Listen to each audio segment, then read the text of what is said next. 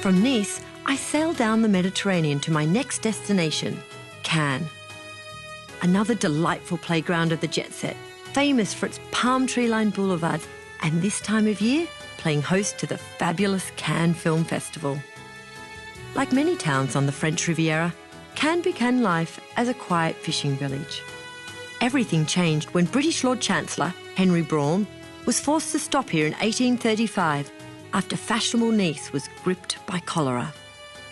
Lord Brougham was so taken by the Bay of Cannes, he immediately built a magnificent holiday villa and subsequently sparked a migration of aristocracy and wealthy families from Britain, America and Europe who built more mansions, luxury hotels, casinos and a grand promenade.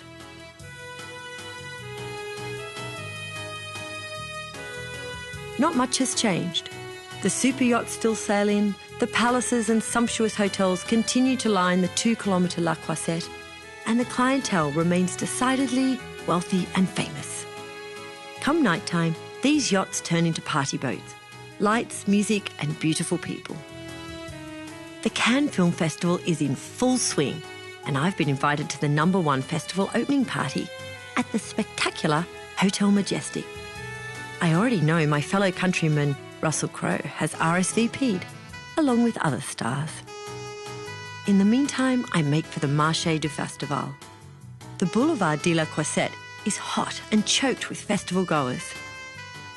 Once a year, the stars and filmmakers descend upon this famous strip for 2 grueling weeks. Deals are forged, dreams are made, and designer dresses rustle on red carpet. Of course it's a zoo, Roman Polanski famously said of the festival. But don't we just love all of the animals? Along the foreshore, countries from all corners of the globe are doing film business in these marquees, buying and selling and promoting their country's talent.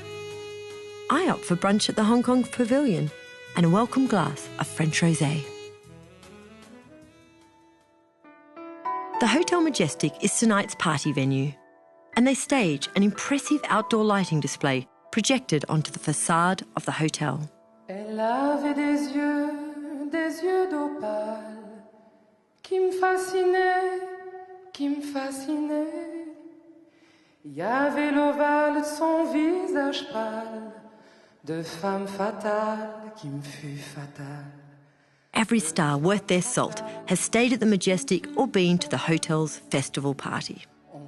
The Cannes Film Festival is the most important film event in Europe. To many, it even beats the Oscars.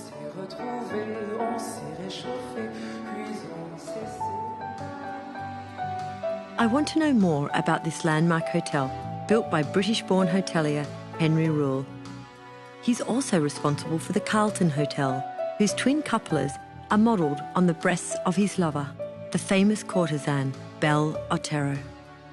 Luxury hotels like the Carlton and the Majestic are famous for housing festival guests and accommodating their every whim. First opened in 1926, the hotel has had a major revamp and a whole new wing added to complete the original vision. I meet the Majestic's director, Emmanuel Coe, in the hotel lobby, which is buzzing with festival dealmakers. He tells me about the new renovation.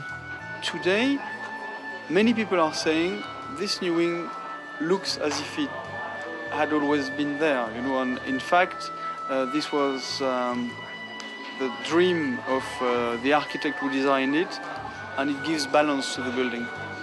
We say that we don't want to be a very old-fashioned type of palace. We want to be a palace of the 21st century. A film festival can be taxing on a hotel. For 12 days, the restaurant will serve 2 tons of lobster and 50 kilos of caviar and decanter 18,500 bottles of wine and champagne. At times, the air must ricochet with champagne corks popping. The hotel has a lovely new day spa. I rest a moment to contemplate all this luxury, what it really means to people. For me, I wish I was staying here. I suppose there's no harm in asking. I'm elsewhere. Is it possible to get a room? It will be honestly very difficult, although we would very much like to have you there. It's a time of the year where the hotel is very busy. You know, we have a number of requests that were refused. One of them was Paul Newman, as you know the story, where he arrived here dropping his bags and thinking he had a room, but unfortunately he didn't have. And I was speaking about the family spirit of this hotel, and Lucien Barrière himself at that time offered him to share one of the rooms of his flat in the hotel. Well, Paul Newman never got to see this, did he? The brand new penthouse. The final touches to the Majestic suite have just been completed this morning. We're the first guests, ever. I'm met by the butler. The butler seems a little flustered, presumably because the first real guests are on their way. I feel like we need to make haste, but not too much haste.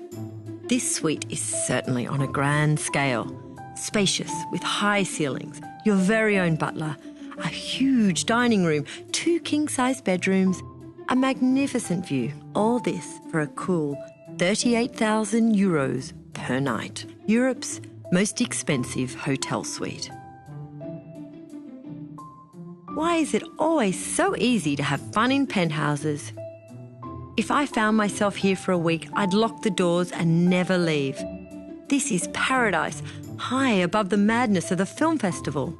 It's luxurious, with every comfort thought of, including a personal hair salon. But, well, after a rooftop swim, lunch for 10 and romp in the bedroom, wouldn't it be back to the usual?